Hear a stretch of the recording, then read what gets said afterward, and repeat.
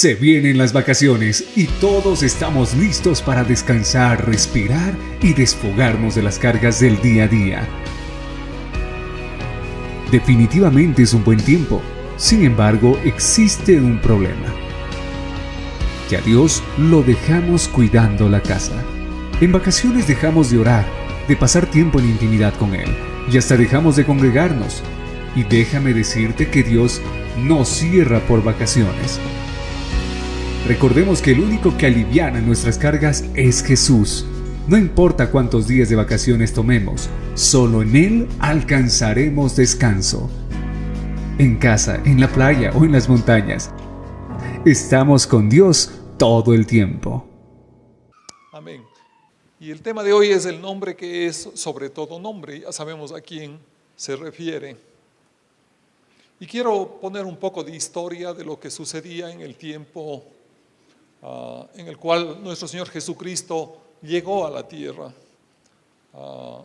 Un tiempo en el cual, y la época anterior a esta, en la cual está en el Antiguo Testamento, que Dios escogió un pueblo para que sea el pueblo de Él, y era el pueblo hebreo, era Israel. Y en este pueblo,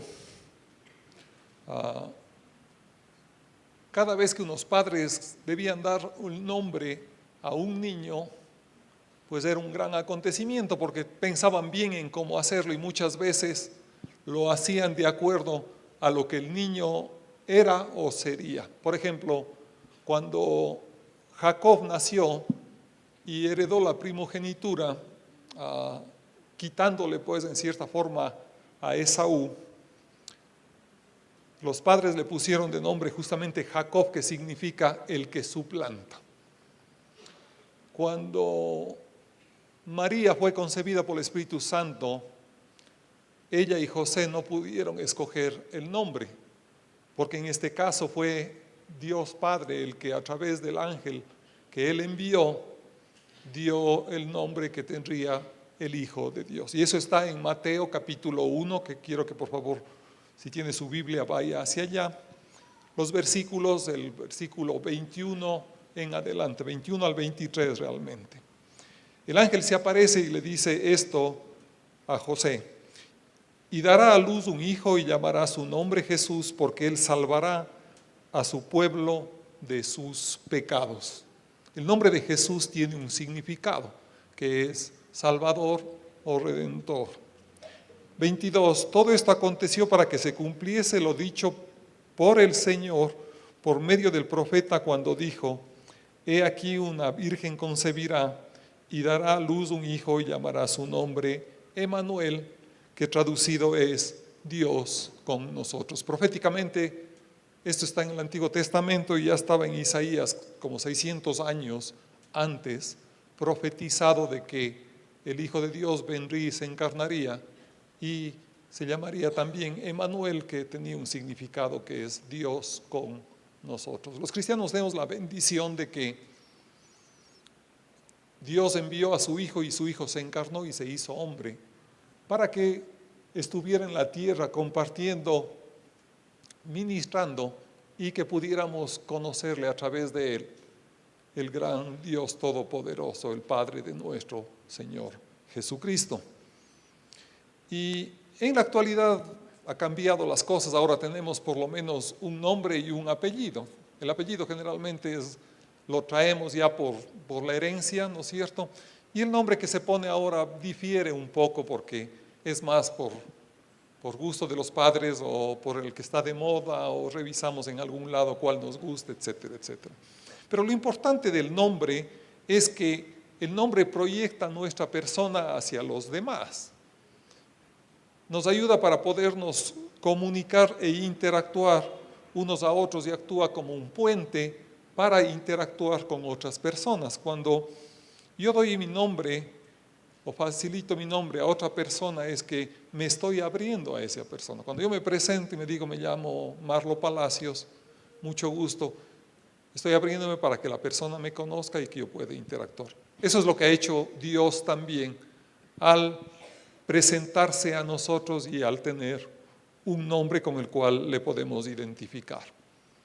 Y en el tiempo, como dije, de Jesucristo, en esa época y antes, Dios se había manifestado como una persona a su pueblo de Israel. Y usted encuentra en el Antiguo Testamento muchas veces cómo Dios se mostró y con qué nombre se hizo conocer ante el pueblo de Israel. Quiero darle nada más 2 referencias esta mañana por cuestiones de tiempo. Job capítulo 1, versículo 21. Este hombre de Dios dijo: Jehová dio y Jehová quitó, sea el nombre de Jehová bendito. Y el salmista también, en el Salmo 18:2, proclama lo siguiente: Te amo, oh Jehová, fortaleza mía, Jehová, roca mía y castillo mío y mi libertador. Entonces, en estos tiempos, tanto en el tiempo de Job como en el tiempo de David, el tiempo de Isaías, creo que cuando decían o se pensaba en el poderoso tu nombre es, inigualable es tu nombre, no estaban hablando obviamente de nuestro Señor Jesucristo, porque todavía no se había encarnado. El nombre en el cual alababan era Jehová de los ejércitos. Ese era el nombre de Dios en el Antiguo Testamento y en el pueblo judío. Sin embargo, para la época ya de la venida de nuestro Señor Jesucristo y en el tiempo posterior, en el Nuevo Testamento, cuando usted lee, misteriosamente yo encuentro de que el nombre de Jehová desaparece. Si usted ha leído todo el Nuevo Testamento, va a estar de acuerdo conmigo de que no encuentra esa palabra en el Nuevo Testamento, pese a que el mismo Dios está presente en muchísimos de los versículos del Nuevo Testamento. Ya veremos qué es lo que sucede y qué cambio existe con la venida de nuestro Señor Jesucristo. Entonces, cuando Jesucristo se refiere al Dios Padre, por ejemplo, cuando nos enseña cómo orarle, ¿qué es lo que le dice en Mateo capítulo 6? Le dice: deben orar así: Padre nuestro que estás en los cielos, santificado sea tu nombre. ¿Sí? Pues no le dice santificado sea Jehová, dice santificado sea tu nombre. Y en Juan capítulo 17, que sí quiero que vayamos allá, porque nos vamos a detener por un momento. Juan capítulo 17. Esta es la noche en la cual Jesucristo se reunió con sus discípulos para celebrar la Pascua, y ahí instituyó la Santa Cena, que nosotros la disfrutamos y con la cual tenemos comunión con Jesucristo, pues todos los meses o cada vez que nosotros lo querramos en iglesias de hogar. Entonces, en este tiempo, cuando estaban en el aposento alto, nuestro Señor Jesucristo ora intercediendo a su Padre por sus discípulos. Y esto es lo que dice nuestro Señor. Versículo 6: He manifestado tu nombre a los hombres que del mundo me diste, tuyos eran y me lo diste y han guardado tu palabra. Cuando dice he manifestado tu nombre, lo que está significando realmente es no el nombre propio en sí, sino lo que está detrás del nombre. He manifestado o les he dado a conocer quién eres tú, Padre, qué naturaleza tienes tú, bendito Dios. Ese es el significado que está teniendo ahí. Y en el versículo 11, en la misma oración dice: y ya no estoy en el mundo, mas estos están en el mundo y yo voy a ti. Padre Santo, a los que me has dado, guárdalos en tu nombre para que sean uno, así como nosotros. Guárdalos en tu nombre es la oración que pide por sus discípulos. Y nuevamente, el guárdalos en tu nombre aquí es guárdalos o protégelos en tu autoridad. Ese es el significado que está teniendo aquí cuando Jesucristo menciona esto. Cuando estaba con ellos en el mundo, yo los guardaba en tu nombre. a los que me diste yo los guardé y ninguno se perdió, sino el hijo de perdición, para que la escritura se cumpliese. Nuevamente, yo los guardaba con tu autoridad. Yo los protegía mientras he estado con ellos en estos 3 años y medio, con tu autoridad, Padre Santo. Eso es lo que dice. Y el último, el versículo 26, cerrando ya la oración para terminar este tiempo de comunión con sus discípulos. Y les he dado a conocer tu nombre y lo daré a conocer aún, para que el amor con que me has amado esté en ellos y yo en ellos. Y les he dado a conocer tu nombre. Este tiempo que Jesucristo pasó con sus discípulos fue un tiempo en el cual, a través de la comunión íntima con Jesucristo, ellos pudieron conocerle al Dios y Padre eterno. Porque Jesucristo mismo dijo: el que me ha visto a mí, ha visto al Padre. Mi Padre y yo, uno somos. Entonces, al referirse al nombre de Dios, al nombre del Padre, Jesucristo está hablando realmente de la persona de Dios, de sus atributos, de su carácter y su autoridad. Cuando Jesucristo vino a la tierra, tuvo 2 misiones. La primera de ellas acababa ya de cumplir y era el mostrar y representar al Padre. Por eso el apóstol Pablo en Colosenses dice que Jesucristo es la imagen visible del Dios invisible. Entonces eso fue lo que Jesucristo hizo. Vino, hizo milagros, ¿no es cierto?, bajo la autoridad que el Padre le confirió y bajo la unción del Espíritu Santo que recibió cuando era bautizado. Y de acuerdo a eso pudo realmente mostrarse como hijo de Dios primero y después mostrar lo que era verdaderamente su Padre, cuál era su intención, cuáles eran sus deseos, cuáles eran sus mandamientos. En esta misma noche, Jesús empezaría la segunda misión, sería tomado preso, sería enjuiciado, sería crucificado y moriría y se convertiría en el Redentor, el Salvador de la humanidad y el que perdona nuestros pecados. Y antes de hacer esta segunda parte, algo más hizo en esta noche nuestro Señor Jesucristo. Está en Juan capítulo 14, regrese 2 páginas en su Biblia, por favor. Y esto es lo que les dijo a sus apóstoles. Juan 14, 13 y 14 dice: y todo lo que pidiereis al Padre en mi nombre, lo haré para que el Padre sea glorificado en el Hijo. Si algo pidieres en mi nombre, yo lo haré.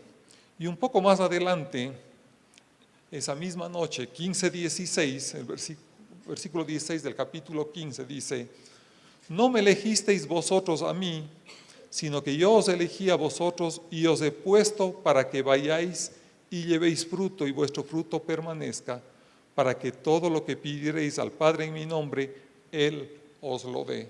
Segunda vez que Jesucristo insiste con sus discípulos esto. Y el último que quiero revisar es el 16:23. Dice: en aquel día no me preguntaréis nada. De cierto os digo que todo cuanto pidiereis al Padre en mi nombre, os lo dará. Hasta ahora nada habéis pedido en mi nombre, pedid y recibiréis para que vuestro gozo sea cumplido. Entonces, Jesucristo se estaba anticipando con sus discípulos a lo que Él obtendría después de morir en la cruz y después de resucitar. Y por eso Él se convertiría en el camino, la verdad y la vida. Y lo que dijo: nadie va al Padre sino es a través de mí.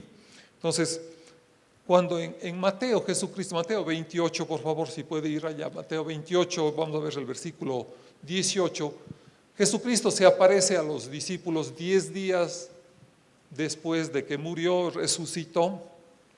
Y Esta parte es específicamente cuando Él estaba yendo a ascender ya al cielo. Les dice Jesucristo a sus discípulos. Jesús se acercó y les habló diciendo: toda potestad me es dada en el cielo y en la tierra. Mateo 28, 18. Toda potestad me es dada en el cielo y en la tierra. O lo que significa igual, toda autoridad me ha sido concedida o me ha sido otorgada en el cielo y en la tierra. Yo soy la autoridad máxima tanto en el cielo como en la tierra ahora. Por lo tanto, id y haced discípulos a todas las naciones, bautizándoles en el nombre del Padre, del Hijo y del Espíritu Santo. Y otra escritura sobre lo mismo está en Filipenses capítulo 2, versículos 9 al 11. Filipenses 2, versículo 9 al 11.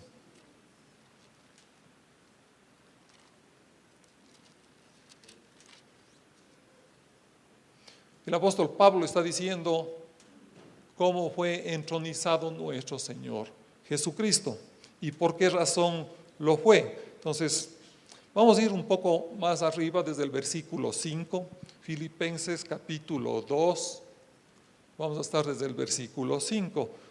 Dice: haya pues en vosotros este sentir que hubo también en Cristo Jesús, el cual siendo en forma de Dios, no estimó el ser igual a Dios como cosa a que aferrarse, sino que se despojó a sí mismo, tomando forma de siervo, hecho semejante a los hombres. Y estando en la condición de hombre, se humilló a sí mismo, haciéndose obediente hasta la muerte y muerte de cruz. Es lo que sucedió después de que Jesucristo salió del aposento alto, de que fue tomado prisionero y que lo mataron. Y eso es lo que pasó por ese sometimiento y por su obediencia a Dios Padre. Por lo cual Dios, y creo que podríamos gramaticalmente poner aquí, por lo cual Dios Padre también le exaltó hasta lo sumo y le dio un nombre que es sobre todo nombre, para que en el nombre de Jesús se doble toda rodilla de los que están en los cielos y en la tierra y debajo de la tierra, y toda lengua confiese que Jesucristo es el Señor, para gloria de Dios Padre. Entonces, déjame recordarle esto, con el pueblo judío, Jehová era el Señor, Jehová era la autoridad máxima. Cuando Jesucristo, sometido a la voluntad del Padre, muere y es resucitado, el Dios Padre le exalta hasta lo sumo y le da toda potestad, según decía Mateo, en los cielos y en la tierra. Y le da un nombre que es sobre todo nombre. Significa que eso mismo, que es la autoridad máxima que existe en el universo. Y no solamente eso, para que en el nombre de nuestro Señor Jesús se doble toda rodilla de los que están en los cielos y en la tierra y debajo de la tierra, sino que adicionalmente toda lengua confiese que Jesucristo es el Señor, para gloria de Dios Padre. Y si usted recuerda Romanos capítulo 10, versículo 9, algo que la mayoría de nosotros hemos confesado para entregar nuestra vida a Cristo, dice lo siguiente: que si confesares con tu boca que Jesús es el Señor y creyeres en tu corazón que Dios Padre lo levantó de los muertos, serás salvo. Entonces, vemos otra vez de que Jesucristo en el Nuevo Testamento es el Señor. Y Señor significa la autoridad espiritual máxima, el dueño de nuestras vidas. Ese es el significado que tiene en el Nuevo Testamento el título de Señor extendido a Cristo Jesús. Y vemos también que después de la gran comisión que le dio Jesucristo a sus apóstoles, todos los capítulos de Hechos están llenos de la testificación que los apóstoles dieron de Cristo Jesús. Y usted puede ver, por ejemplo, si puede ir a Hechos, al capítulo 2, el primer mensaje evangelístico de Pedro prácticamente termina así. Pedro les dijo: arrepentíos y bautícese cada uno de vosotros en el nombre de Jesucristo para perdón de los pecados y recibiréis el poder del Espíritu Santo. ¿Por qué en el nombre de Jesucristo? Porque en ese nombre hay perdón de pecados. Y yo creo que fueron bautizados ya con las palabras: les bautizamos en el nombre del Padre, del Hijo y del Espíritu Santo. Pero por entregar su vida a Cristo, el nombre de Cristo era el que predominó. Un poco más adelante, el mismo Pedro, un paralítico, le pide dinero y él le dice lo siguiente: mas Pedro dijo, Hechos capítulo 3, versículo 6. Mas Pedro le dijo: no tengo plata ni oro, pero lo que tengo te doy. En el nombre de Jesucristo de Nazaret, levántate y anda. Y tomándole por la mano derecha se levantó, y al momento se le afirmaron los pies y tobillos, y saltando se puso de pie y anduvo. Entonces, este paralítico, en el nombre de Jesucristo, recibió el milagro de sanación. Un poco más adelante, en Hechos 4, son traídos las personas, Pedro y el acompañante que estaban en el milagro, y las autoridades espirituales de Israel pues les preguntan, Hechos 4, 7, poniéndoles en medio les preguntaron: ¿con qué potestad o en qué nombre habéis hecho esto? Entonces Pedro, lleno del Espíritu Santo, les dijo: gobernantes del pueblo y ancianos de Israel, puesto que hoy nos interroga acerca del beneficio hecho a un hombre enfermo, de qué manera éste ha sido sanado, sea notorio a todos vosotros y a todo el pueblo de Israel que en el nombre de Jesucristo de Nazaret, a quien vosotros crucificasteis, a quien Dios resucitó de los muertos, por él este hombre está en vuestra presencia sano. Y el versículo 12, y en ningún otro hay salvación, porque no hay otro nombre bajo el cielo dado a los hombres en que podamos ser salvos. Entonces, cuando cantamos esa canción preciosa que lo hicimos, estamos alabando la persona de nuestro Señor Jesucristo y su obra en la cruz para beneficio de salvación de cada uno de nosotros. La Escritura muestra después de que la misma enseñanza de nuestro Señor Jesucristo, de que tomen el nombre de Él para orar al Padre, se mantenía con sus discípulos. Efesios 5:20, dando siempre gracias por todo al Dios y Padre en el nombre de nuestro Señor Jesucristo. Y otra escritura más, Colosenses 3:17, todo lo que hacéis, sea de palabra o de hecho, hacedlo todo en el nombre del Señor Jesús, dando gracias a Dios Padre por medio de Él. Esta es la época de Jesucristo. Esta es la época en la cual Jesucristo es el Señor. Esta es la época en la cual la única forma de entrar al reino de Dios es a través del sacrificio perfecto que Él hizo en la cruz, entregando nuestra vida a Él. Pero la Escritura dice que habrá un tiempo futuro en que sucederá esto que le voy a leer. Dice en el 1 Corintios capítulo 15, un capítulo en el cual el apóstol Pablo habla a la iglesia de Corinto sobre la esperanza de la resurrección de los muertos, y dice lo siguiente el apóstol Pablo. Dice que la resurrección vendrá de esta forma, pero versículo 23, pero cada uno a su debido tiempo, a su debido orden, Cristo las primicias, luego los que son de Cristo en su venida. Luego el fin, cuando entregue el reino al Dios y Padre, cuando haya suprimido todo dominio, toda autoridad y potencia. Porque preciso es que Él reine hasta que haya puesto a todos sus enemigos debajo de sus pies. Y el postrer enemigo que será destruido es la muerte. Porque todas las cosas las sujetó debajo de sus pies, Jesucristo. Todas las cosas fueron sujetas debajo de sus pies. Y cuando dice que todas las cosas han sido sujetas a Él, claramente se exceptúa aquel que sujetó a Él todas las cosas. Claramente se exceptúa a Dios Padre que sujetó a Jesucristo todas las cosas, parafraseando. Pero luego que todas las cosas le estén sujetas a Cristo Jesús, entonces también el Hijo mismo se sujetará al que le sujetó a Él todas las cosas. Se sujetará al Dios Padre que le sujetó todas las cosas a Cristo, para que Dios sea todo en todos.